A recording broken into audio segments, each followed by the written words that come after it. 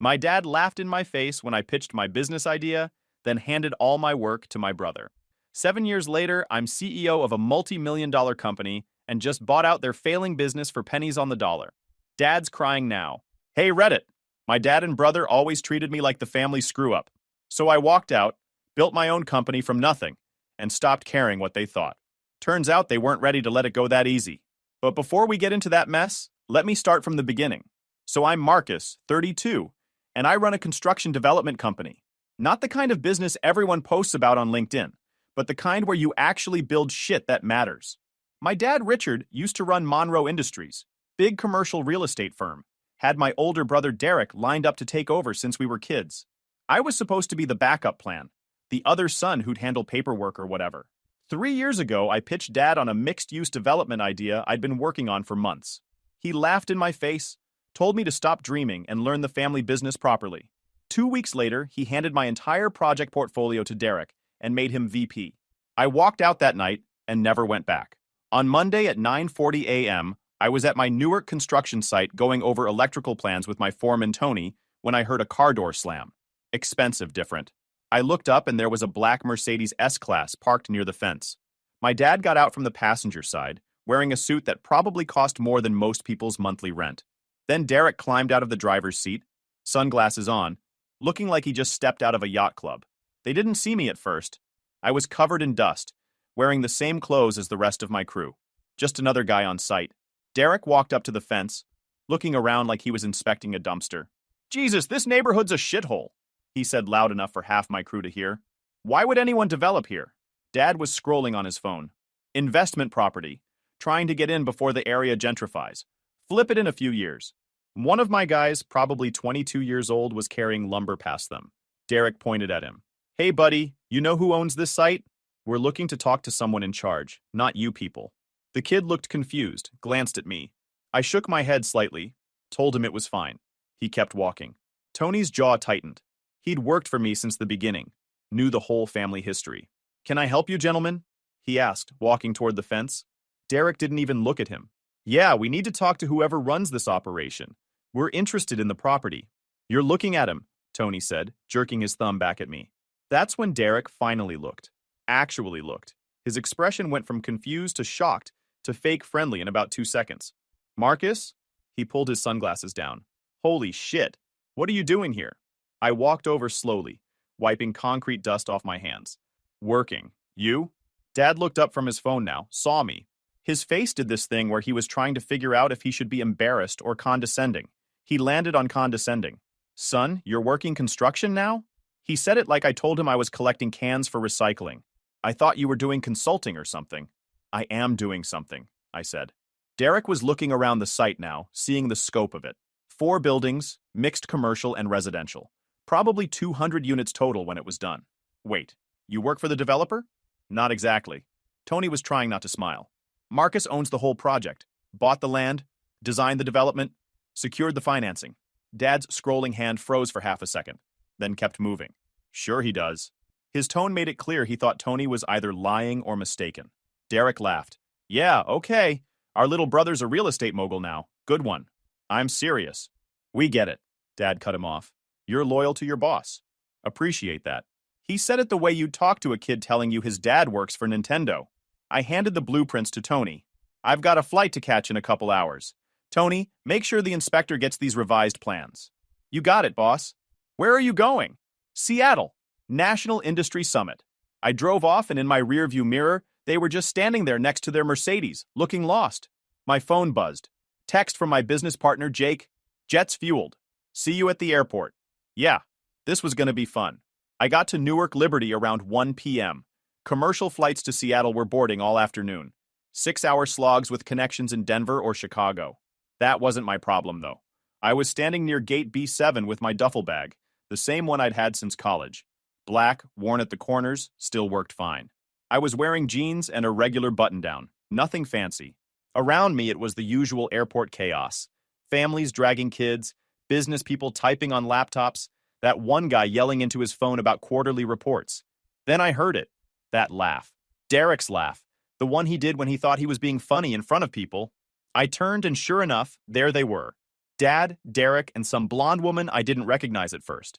She was dressed business professional, carrying a leather portfolio with the Monroe Industries logo embossed on it. They had matching designer luggage, the kind with the fancy hard shell and built-in phone chargers. The blonde woman clicked over in heels, and that's when I recognized her. Ashley, my ex from 7 years ago, the one who dumped me 2 months after I left the family company. Last I'd heard through the industry grapevine, she'd joined Monroe Industries' marketing department about 6 months after we broke up. Guess she'd worked her way up. The portfolio and the summit attendance meant she was somebody's senior director now. They saw me and Derek's face lit up like Christmas morning. Well, well, well, he said, walking over. Told you, Dad. Same flight. Dad looked at my duffel bag, then at their designer luggage. Marcus, didn't expect to run into you here. Said I had a flight to catch. Ashley was standing there awkward, trying to figure out if she should acknowledge that we used to date or pretend we were strangers. She went with a weak smile and a small wave. So, you're really going to the summit? Derek asked. What airline you on? We're on United, first class. Private charter. The words just sat there for a second. Derek's smile froze. Ashley blinked. Dad's expression didn't change, but his eyes narrowed like he was trying to figure out if I was joking. Private charter, Derek repeated slowly. Like, you booked a seat on one of those shared jet things? Those net jets or whatever? No.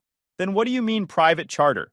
The loudspeaker announced boarding for first-class passengers on their flight. Dad picked up his bag. That's us. Marcus, I don't know what game you're playing, but lying about... I'm not lying. Private charters cost 20 grand minimum, Dad said. You expect me to believe? My phone buzzed. Text from Jake.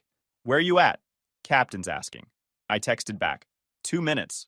Derek was watching me. Who's that? Your Uber driver? Another buzz. Different number. Mr. Hayes, we're ready when you are. Car's out front.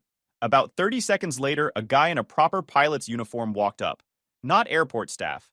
Actual flight crew. He had captain's bars on his shoulders, and he was carrying a tablet. Mr. Hayes? Yeah. Captain Stevens. We've completed pre-flight. Weather's perfect. Flight plans filed. Whenever you're ready, we can head out. The area around us went quiet. A businessman with a coffee cup stopped mid-sip. The woman at the gate counter looked over. Dad was staring. Derek's mouth was slightly open.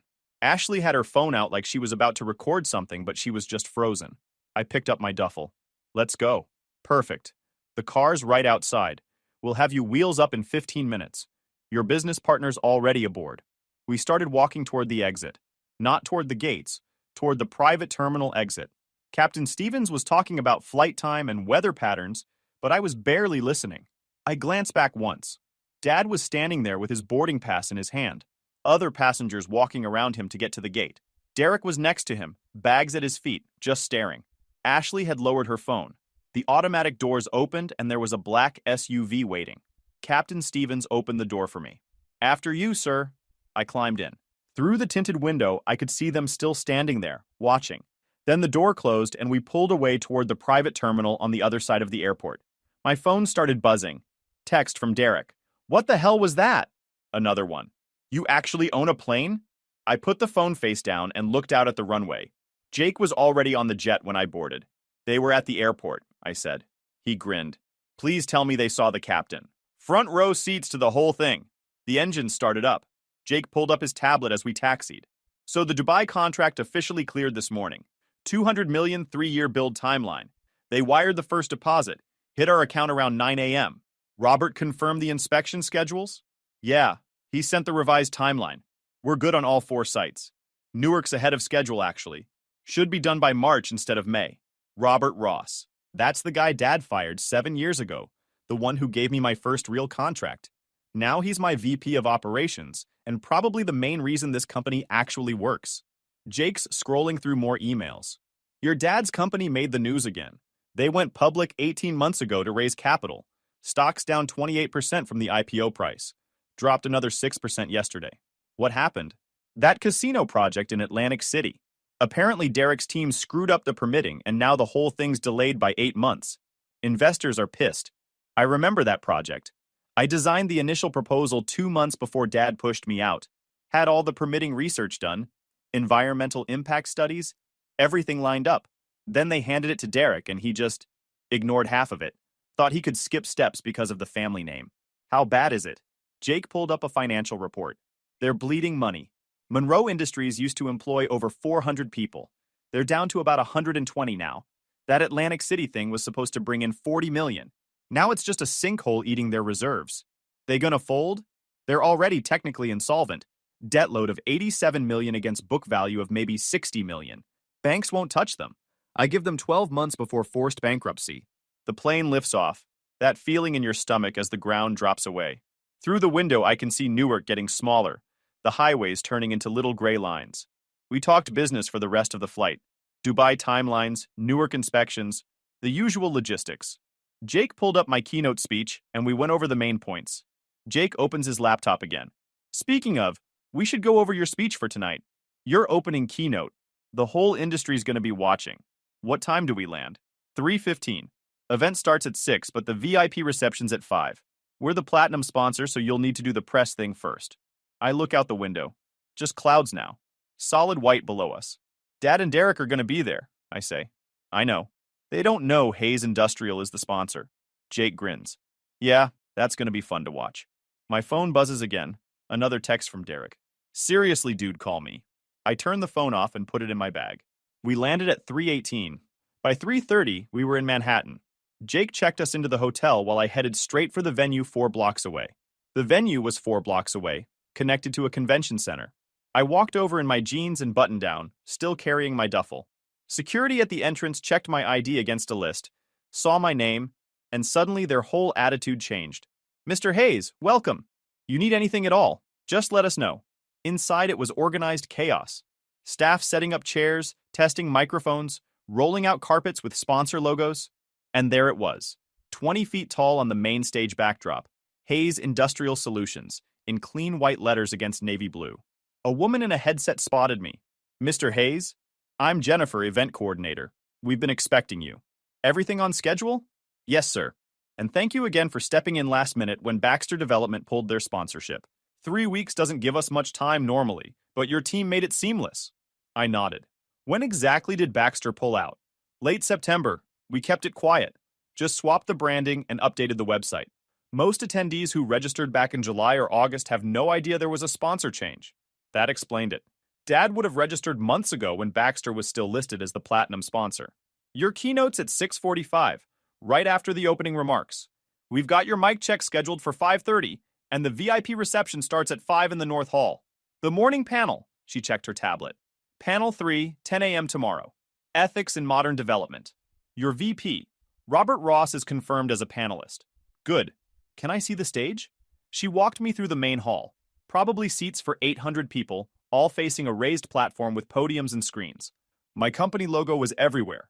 On the programs, the lanyards, the banners hanging from the ceiling. We've also got your press availability at 4:45, Jennifer said. Just a quick 5-minute thing. Couple of industry publications want quotes for their coverage. I checked my watch. 4:10. I'll be back at 4:30. Need to change first. I texted Robert on my way back to the hotel. Panel tomorrow. Tell the story if it comes up. His reply came back instantly. Your dad's gonna be there. I know. 3 dots then. All right. I'm in. I changed into my suit. Charcoal gray, simple. 7 years ago, I was sleeping in a truck. My phone had 12 texts from Derek, 6 from Dad. Ignored them all. Press interview at 4:40. Standard questions until one reporter asked, "Did your father inspire your approach to business?" He taught me what kind of leader I didn't want to be. Her eyebrows went up, but she didn't push it. By 5:15, I was in the VIP reception area. It was a smaller hall connected to the main venue, maybe 100 people networking over appetizers and drinks. Industry veterans, CEOs, investors, the kind of people who made decisions that moved millions of dollars. Jake found me near the entrance. You see them yet? Who? Your family. They checked in 20 minutes ago. Dad's over by the bar talking to someone from Baxter Development.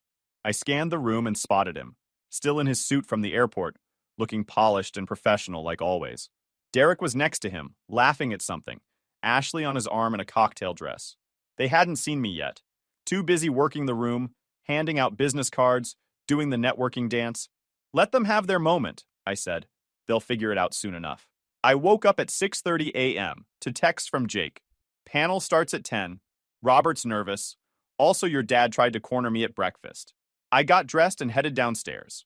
The hotel restaurant was packed with summit attendees, Everyone in business casual eating overpriced eggs. I grabbed coffee and a bagel, found a table in the corner. Jake showed up 5 minutes later. What did Dad want? I asked. Kept asking questions about Hayes Industrial. Who we work with, what our revenue is, if we're hiring. I played dumb, said I just handle paperwork. He knows you're my partner. Yeah, but he's pretending he doesn't. Probably hoping to get information without directly asking you. We finished eating and walked over to the convention center. The main hall was already filling up, people finding seats, checking schedules on their phones. The morning panels were in smaller breakout rooms off to the side. Panel 3 was in conference room B. Maybe 200 seats, half full when we got there. Robert was already on stage with 3 other panelists, testing his microphone. He saw me, gave a small nod. I sat in the back row. Jake sat next to me. More people filtered in over the next 10 minutes.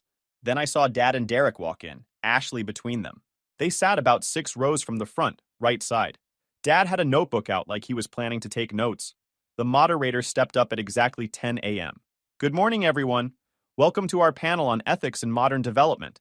We've got 4 industry leaders here to discuss contractor relations, sustainable practices, and accountability in our field. She introduced each panelist. When she got to Robert, she read his title. Robert Ross, VP of Operations at Hayes Industrial Solutions. I watched Dad's reaction. His head tilted slightly, like he was trying to remember where he'd heard that name. Derek was scrolling on his phone, not paying attention. The first 20 minutes were standard panel stuff, questions about environmental impact, worker safety, community engagement. Robert gave solid answers, professional and detailed. The other panelists were good too, but you could tell Robert actually knew what he was talking about from experience, not just theory. Then, the moderator asked, Robert, you've been in this industry for 3 decades. Has the culture around ethics changed during that time? Robert adjusted his microphone. Yes and no. The regulations have improved. There's more oversight, but the fundamental challenge is still the same. Standing up for what's right when it costs you something. Can you give an example? He paused, glanced at me in the back row. I nodded once. Sure. About 7 years ago, I was working for a large commercial development firm. Won't name names, but it was a well-established company. We were bidding on a major project, and I noticed some of the environmental impact assessments were incomplete. Not wrong exactly, just missing key data that would have slowed us down. The room went quiet. People were actually listening. I brought it up to leadership. Said we needed to redo the assessments properly before submitting the bid. I was told to mind my own business and focus on my job. So I went over their heads, contacted the regulatory board directly. Figured someone had to. What happened? The moderator asked. I was fired the next day. Escorted out by security. Blacklisted in the industry. Couldn't get hired anywhere for 6 months. Most people assumed I'd done something wrong. Because why else would a reputable company let me go, right? Dad was sitting perfectly still now. Derek had put his phone down. Then I got a call from an old colleague, Linda Miller. She'd left Monroe to teach. Said one of her former students had just started a development company and was looking for experienced people. 29 years old, working out of his truck basically. Didn't care about my reputation, just wanted to know if I could do the work. The moderator leaned forward. And that was?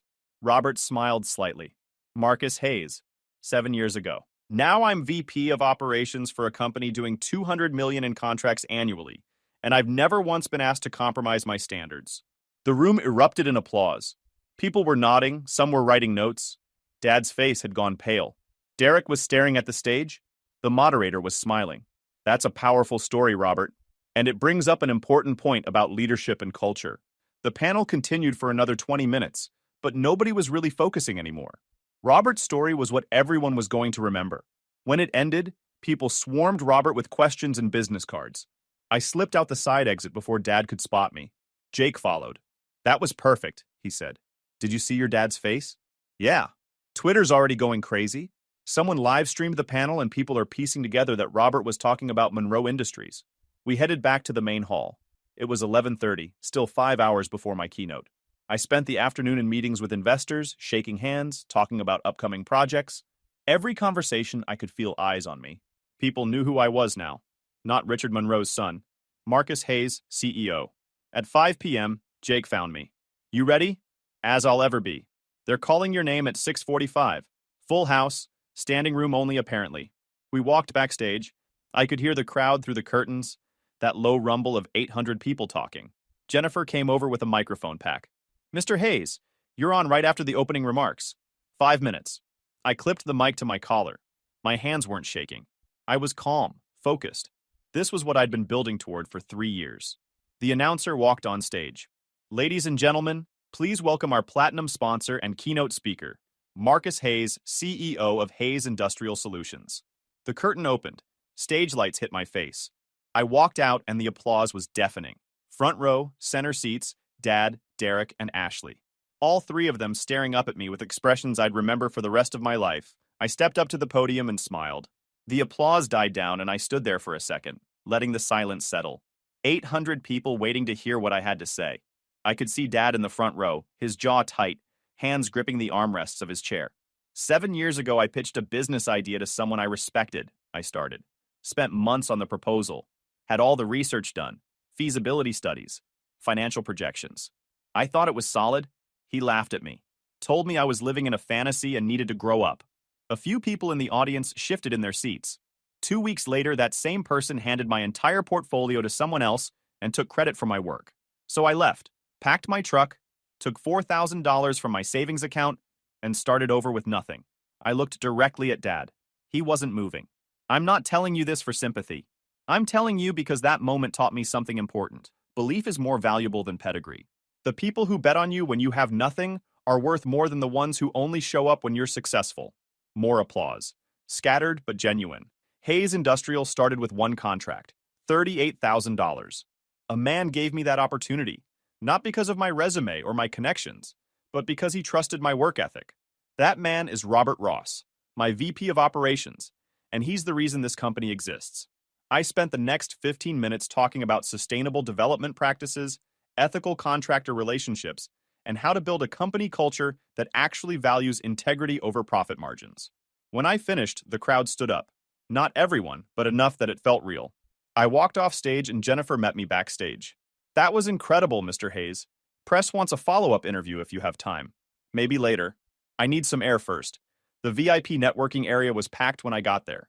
People congratulating me, asking for business cards, trying to set up meetings. I nodded and smiled, but I was scanning the room for Dad. He found me first. Marcus.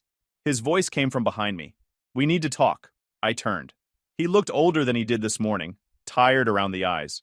Derek was next to him, trying to look casual but failing. Impressive speech, Dad said. I had no idea you'd grown the business this much. You never asked. Fair enough. He glanced around at the crowd, lowered his voice. Look, I know things ended badly between us, but maybe it's time we put that behind us. There could be opportunities for us to work together. Monroe Industries has connections you could use, and your company has the kind of momentum we need right now. I almost laughed. Work together? Dad, you can't afford my consulting rates. His expression hardened. I'm still your father, Marcus. Yeah, and I'm still the son you bet against. I kept my voice level, calm. The one you told wasn't cut out for the real world. Derek stepped forward, trying to play peacemaker. Come on, man. That's ancient history. We're family. We should be celebrating this together, building something bigger than both our companies. Family, I repeated. You mean the brother who's been running the company Dad handed you into the ground? How's that Atlantic City project going, by the way? Derek's face flushed. That's not... We had permitting issues that were outside our control. I did the initial permit research for that project, had everything lined up. Then you took it over and skipped half the regulatory steps because you thought the Monroe name would get you through. Now you're 8 months behind and bleeding investor money. You don't know what you're talking about. I know exactly what I'm talking about. I designed that proposal. Someone tapped my shoulder. I turned and Ashley was standing there, that same uncomfortable smile from the airport. Hey, Marcus, she said quietly. Can we talk for a second? Privately? Derek's eyes went wide. Babe, what are you doing? I just want to talk to him. Is that okay? I looked at her, then at Derek. We don't have anything to talk about, Ashley. Please, just 2 minutes. We stepped away from Dad and Derek, over to a quieter corner near the windows. She was nervous, playing with her engagement ring. I made a mistake, she said quietly. When we broke up, I should have believed in you. You're engaged to my brother Ashley. Little late for regrets. I know, We're done here. I walked away before she could finish. Did you just hit on my fiancé? He said it loud enough that people nearby turned to look. No. She wanted to talk. I told her there was nothing to say. Bullshit. You've been rubbing this whole success thing in our faces all day, and now you're trying to take my girl too? Derek, you're drunk. I'm not drunk, I'm pissed off. You think you're better than us now? You got lucky with some investors and now you act like you built an empire. Ashley grabbed his arm. Derek, stop. Let's just go. He shook her off. No, I'm tired of this. He walks away from the family, refuses Dad's help, and then shows up here acting like some self-made hero. It's bullshit. Dad tried to intervene. Derek, not here. Why not here? Everyone already knows. Robert told the whole story this morning. Might as well finish it. I stayed calm. You want to finish it? Fine. You got handed everything I built. Every client relationship. Every project proposal. Every system I created. And you ran it into the ground because you thought the work didn't matter. Just the name on the door. That's not true. Your stock's down 18% in 6 months. You've lost 3 major contracts. Investors are pulling out. But sure, keep telling yourself you're doing great. Derek's face went red. You're such a smug asshole. Smug. And you're a trust fund kid who never had to earn anything. I looked at Dad. Both of you are. Dad's voice was quiet. Marcus, please, let's not do this here. Do what? Tell the truth? You wanted me to learn the family business, Dad. Well, I did. I learned that people like you only value results when they come from people you've already decided matter. Everyone else is invisible. I started to walk away. Dad called after me, but I didn't turn around. Derek said something else, but I was already pushing through the crowd toward the exit. Jake caught up with me in the hallway. That looked intense. They tried to pitch working together. Like nothing happened. What did you say? That they can't afford me. He grinned. Cold. It's true. I checked my watch. 7:45. I need to get out of here. Too many people. Outside the air was cold. Traffic noise everywhere. I just stood there for a second. You all right? Jake asked. Yeah, just thought it'd feel different. Winning? I nodded. I don't feel anything. They're just strangers now. Jake grinned. That's the real win, man. I woke up the next morning to my lawyer calling at 7:15 a.m. It's done, Michelle said. Bankruptcy court approved the restructuring plan. You officially control 67% of Monroe Industries as of midnight last night. I sat up in bed. Any issues? None. The creditors were so desperate to recover anything that nobody contested it. Richard tried to file an objection yesterday, but his own lawyers told him it was pointless. We've scheduled an emergency board meeting for 10 a.m. to make the transition official. I'll be there. Jake and I met Michelle outside Monroe Industries at 9:45. She handed me a folder. They're already inside. CFO, 2 board members, and your family. They think this is a standard refinancing meeting. Let's get it over with. I opened the door. Dad was sitting at the head of the table like he still owned the place. Derek was next to him, scrolling his phone. The CFO, a guy named Patterson, looked up when we walked in. Marcus? Dad stood up. What are you doing here? Sit down, Dad. Excuse me? Michelle walked to the front of the room and connected her laptop to the projector. A slide appeared on the wall. Monroe Industries restructuring. Hayes Capital Group. Dad stared at the screen. What is this? We're not restructuring. We're here to discuss debt refinancing options. No, Michelle said calmly. You're here because Monroe Industries filed for Chapter 11 bankruptcy protection 72 hours ago, and Hayes Capital Group, as the primary creditor, has taken control of the restructuring process. The room went silent. Derek looked up from his phone. Wait, what? We didn't file for bankruptcy. Your CFO did, Michelle said, nodding at Patterson. At the recommendation of your legal counsel. You were 3 days from default on your credit facilities. It was either controlled bankruptcy or complete liquidation. Patterson looked miserable. Richard, I tried to tell you last week, we were out of options. Michelle clicked to the next slide, showing the breakdown of debt acquisitions. For the past 18 months, Hayes Capital Group has been systematically purchasing Monroe Industries debt from various creditors at significant discounts. We bought your commercial real estate loans in March of last year, your vendor payment notes in July, your remaining credit facilities in November. 18 months? Dad's voice was barely a whisper. Yes. Every time you tried to refinance, Hayes Capital was there, buying the old debt and refusing to renegotiate terms. We forced you into increasingly unfavorable positions until your debt load became unsustainable. She clicked again.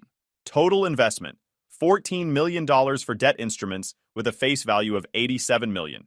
The creditors were happy to get 20 cents on the dollar. Derek was standing now. You can't do that. That's predatory. It's completely legal, Michelle said. Distressed debt acquisition is a standard investment strategy. Hayes Capital is registered in Delaware, operated through a New York office, with no public connection to Hayes Industrial Solutions or Marcus Hayes personally until now. Dad was staring at me. Hayes Capital. I've been getting letters from them for over a year. Every restructuring meeting, every refinancing attempt. That was you? I nodded.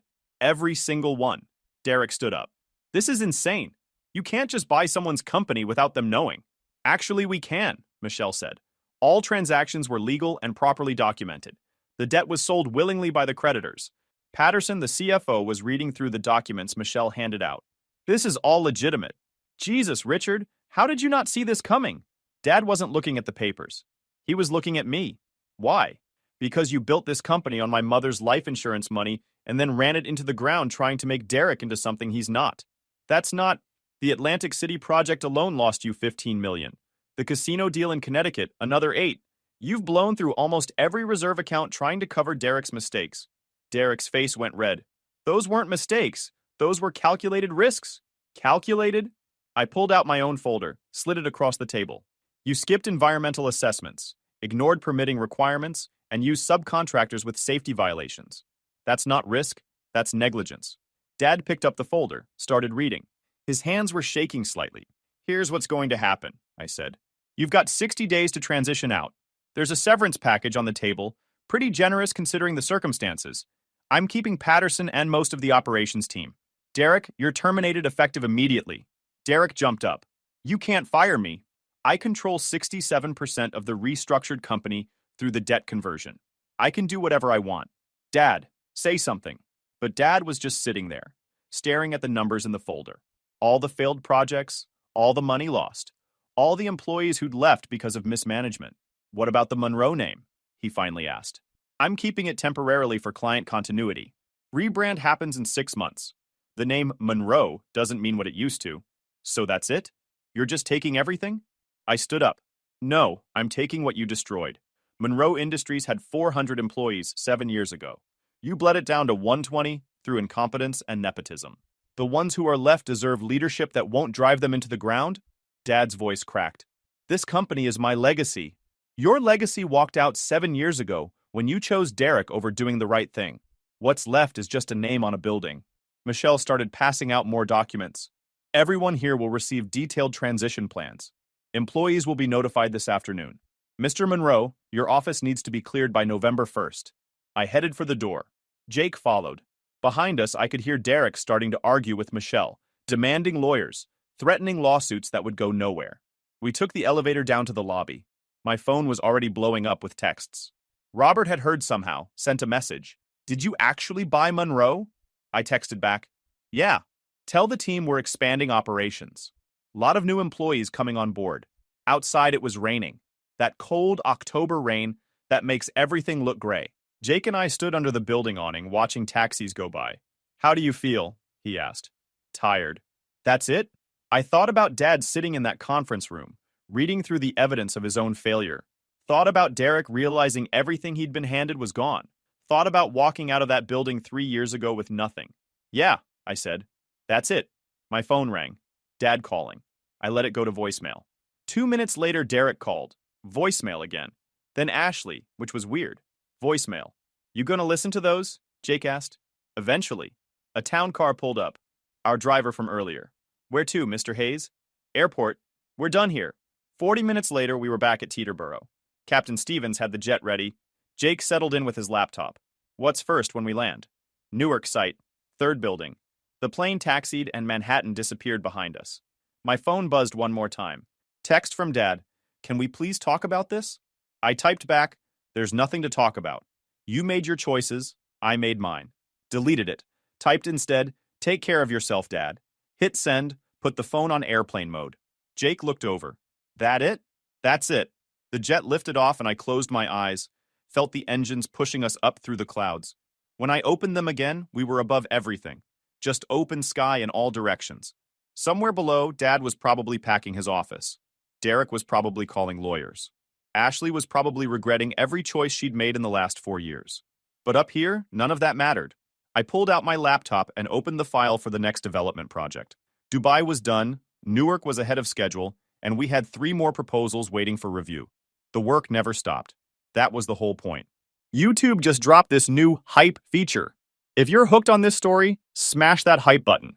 It tells YouTube this video deserves to blow up, and it keeps even crazier stories coming your way.